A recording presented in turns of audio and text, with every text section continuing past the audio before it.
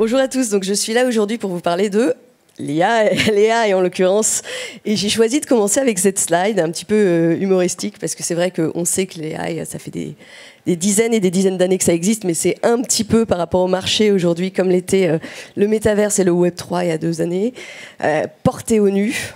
On ne parle que de ça, on en loue les vertus, vous avez vu ça dans les conférences qui m'ont précédé, sans doute dans les conférences qui vont suivre. Et pour nous, dans l'industrie du luxe, c'est peut-être un peu plus nuancé que ça. Donc, je me suis beaucoup interrogée sur l'AI et sur ce que ça pouvait nous apporter. Et je suis allée chercher une étude de McKinsey, vous avez la petite source là, qui est de 2023, qui était, pour leur défense, pas uniquement sur le luxe, mais sur la mode en général, qui disait que l'AI allait pouvoir apporter finalement aux professionnels de la mode les outils, la possibilité d'aller beaucoup plus vite dans tout ce qui est développement créatif et dans tout le maniement de leurs outils technologiques. Je me suis dit, ok, super, on va s'arrêter une seconde. Le luxe, moi ça fait 24 ans que je travaille, 20 ans que je travaille dans le luxe, qu'est-ce que c'est? Le luxe, c'est l'obsession pour la qualité, l'obsession pour cet artisanat, pour ce savoir-faire. Le luxe, c'est la transmission d'une valeur émotionnelle. Est-ce que tout ça, ça rime vraiment avec rapidité? Vous avez 2 heures. Donc, néanmoins, on voit évidemment que GenAI et beaucoup de marques de luxe ont commencé à s'y essayer. Là, vous avez des exemples de Valentino, Moncler, certaines de leurs campagnes, et c'est très bien, et on serait bête de pas le faire. Mais il y a plus que ça, il y a plus que simplement faire 2 ou 3 jolies campagnes. Et donc, je me suis dit que pour préparer cette conférence, comment je vais faire? Je vais demander à Copilot. Et je suis allée demander à Copilot, Copilot, dis-moi comment une marque de luxe pourrait utiliser aujourd'hui GenAI dans ses communications. Et Copilot m'a donné évidemment un certain nombre de réponses. Et j'en ai choisi 3. La réponse de Copilot, le mythe, et développer un petit peu quel est notre point de vue là-dessus, en tout cas ce que j'en pense, au travers de ce que j'ai pu voir dans mes expériences ces 20 dernières années. Alors la première, c'est de se dire que la GenAI va nous aider à créer du contenu, que ce soit du contenu média, du contenu créa, on en a parlé ici aujourd'hui, ce matin aussi, du contenu pour nos sites web, et que ça va nous permettre de maintenir cette expérience de marque sur tous les channels.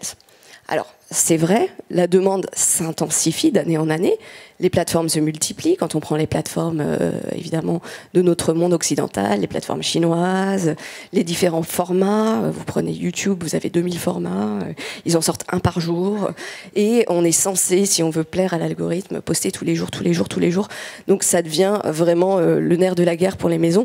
Comment on fait pour maintenir ça? Donc l'idée, le mythe, c'est de se dire, grâce à la GenAI, on va pouvoir créer at scale, je l'ai entendu ce matin, du contenu, ça va être fantastique. On va donner notre charte graphique et nos infos à la GenAI, et bam, ils vont nous populer toutes nos plateformes sociales. Donc ça, c'est le mythe. Maintenant, j'ai une question pour vous. Qui, dans la salle, est sur les réseaux sociaux? Que ce soit Instagram, TikTok, LinkedIn, faites pas les timides. Levez la main. J'aurais peut-être dû dire qui n'est pas sur un réseau social. Ok, merci. Maintenant, j'ai une question à vous poser. Qui, parmi vous, aimerait voir son feed LinkedIn, son feed Instagram ou son feed TikTok uniquement peuplé de contenu GenAI? Voilà. Je ne sais pas, vous pouvez regarder, il n'y a personne. Hein, s'il y a quelqu'un qui se manifeste. Pourquoi? Parce que simplement, au final, c'est une question qu'on ne se pose jamais, la question utilisateur, mais ça ne nous intéresse pas vraiment de voir des contenus produits par une machine. Aussi sophistiquée, aussi performante soit la machine. Et ça, les plateformes le savent. Google, Meta, TikTok, ce ne sont pas des plateformes philanthropiques. Ils sont là pour faire de l'argent. Je suis désolée s'il y a des gens de ces plateformes dans la salle, mais c'est vrai.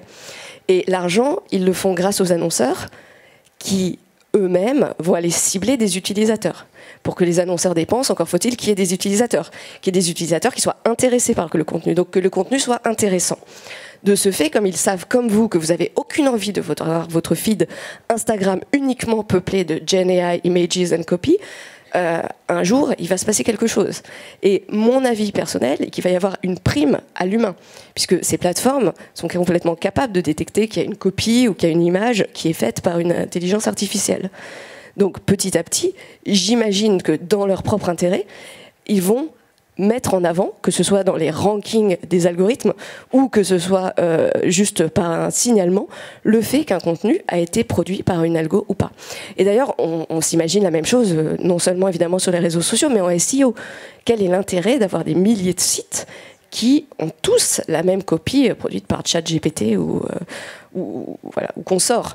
Donc je pense aussi que Google, dans son algorithme natif, dans son ranking, va prendre ça en charge. Donc ça, c'est la première chose à avoir en tête pour nous, marque de luxe. La deuxième, c'est que, pour en revenir à ce que je disais avant, marque de luxe, c'est la qualité. Aujourd'hui, si on doit produire des milliers de contenus à la semaine, si on les donne à une AI, forcément, il y a un moment où on va abdiquer notre qualité et laisser tomber un peu de ce qui fait notre essence. Or, le moment où on lâche la barre, c'est fini. Et on peut se dire, oui, mais enfin bon, je l'ai entendu à Vivatech, les contenus, ils sont vus 5 secondes, ça va, quoi. Ben non, en fait. Parce que nous, dans le luxe, que ce soit vu 5 secondes ou que ce soit sur un panneau en 4x3, c'est la même. On a la même attention aux détails et à la qualité. Et de la même façon, aujourd'hui, on est tous avec des risques de réputation extrêmement forts. Nous, peut-être encore plus que certaines industries. Et le fait d'aller donner à GenAI les pouvoirs de créer sur une échelle énorme des contenus va diminuer le contrôle qu'on aurait sur une région, sur une plateforme donnée, et peut-être laisser prise à un contenu qui pourrait paraître offensant. La GenAI ne s'en rend pas compte, c'est normal, parfois il faut une vision humaine, et laisser prise à ce risque réputationnel. Donc c'est un mythe certes plaisant de se dire que le luxe va pouvoir utiliser GenAI pour faire tous ces contenus, qui demande à être mis en balance. La deuxième réponse que, j'allais dire ChatGPT, Copilot m'a apportée, c'est la GenAI va vous permettre de cibler tellement efficacement vos campagnes que, en gros, vous n'aurez plus rien à faire. Et là, je reviens à mon passé. Moi, je reviens quand même pas mal du média. J'ai pas fait pas mal de médias dans ma vie. Effectivement, que vous soyez ici en agence ou chez l'annonceur, les gens qui font du média le savent. On adore faire des ciblages hyper sophistiqués.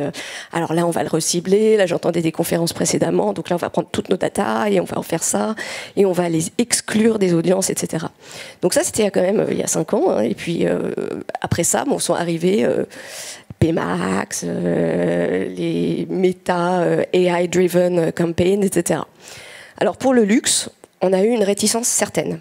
Parce que j'entendais encore, si vous avez participé ce matin, que effectivement, au début, on allait cibler vraiment des locations, puis des audiences, puis maintenant on va cibler c'était pas des intentions, c'était des actions qu'on souhaitait voir, ou le profit, j'entendais qu'on allait cibler le profit, mais ça, c'est perdre complètement de vue quelque chose qui est très important pour le luxe, c'est que nous, on est super impliqués sur le contexte.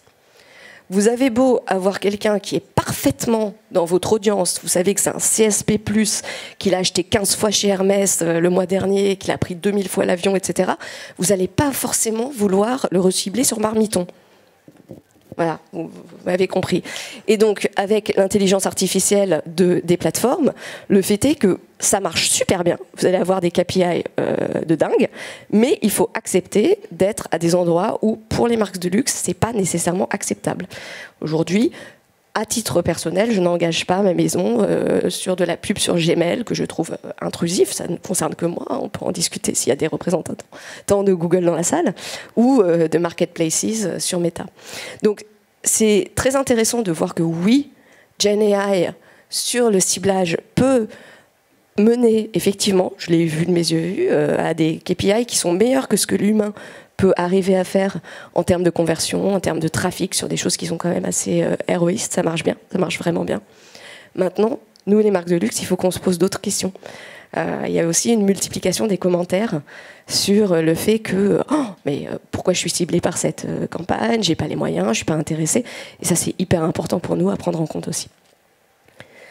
Le troisième mythe qui sort un petit peu du média et de la créa, c'est le mythe que grâce à GenAI, on va pouvoir avoir un clienteling top niveau et des expériences super personnalisées de shopping, de recommandations auprès de nos clients.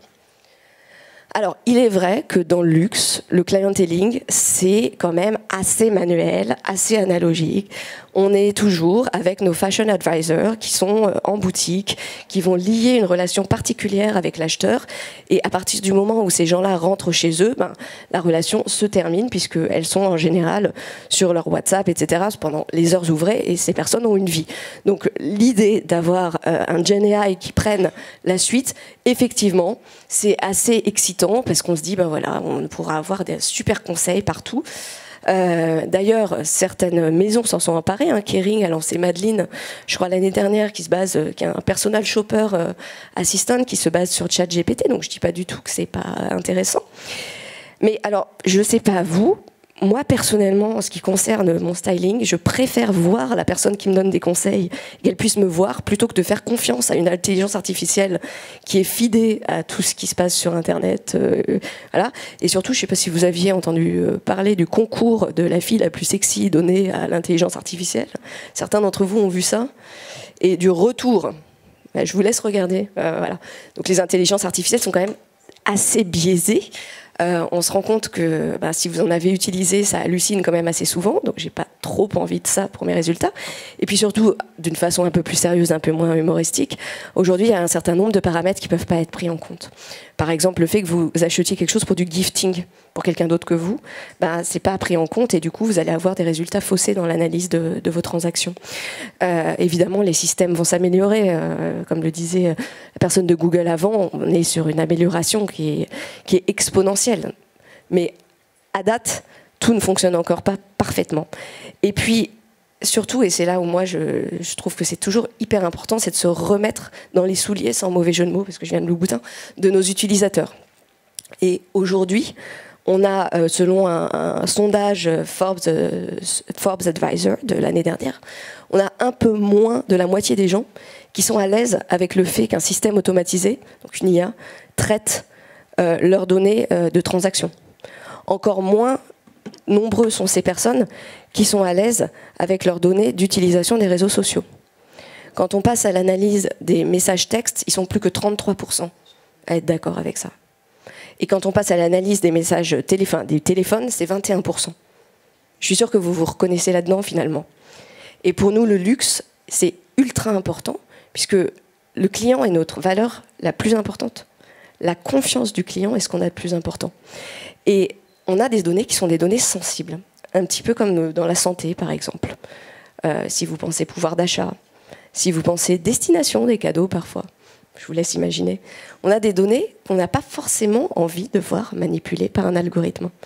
Donc là aussi, à charge à nous de faire la différence entre ce qui va nous apporter de la valeur et ce qui va aller au détriment de ce qui font vraiment les fondements des marques de luxe. Donc j'ai essayé de faire un petit wrap-up, puisqu'il me reste 2 minutes, et de m'interroger sur qu'est-ce qu'on a besoin de garder à tout prix. Puisque bien évidemment, je ne suis pas là pour dire que l'IA ne sert à rien, je l'utilise tous les jours, je suis la première advocate, l'IA c'est fantastique, mais pour les maisons de luxe, on va avoir besoin à tout prix de maintenir cette authenticité, cette confiance et cette audace qu'on ne retrouvera pas forcément en utilisant de l'IA. Alors là, soit c'est moi qui le dis, parce que je veux garder mon job dans les années suivantes, soit c'est une vérité, je vous laisse un petit peu vérifier, mais aujourd'hui, les conseils qu'on pourrait avoir pour des maisons, pour les leaders des maisons, c'est de ne pas prendre l'IA comme une one size fits all. Il y a différentes approches. Il y a des approches qui sont vraiment à prendre en compte par marque, par maison. Évidemment, une marque de mode ne va pas avoir le même traitement, la même facilité à utiliser une IA qu'une marque de spiritueux, par exemple, de parfum. On n'est pas du tout sur les mêmes problématiques.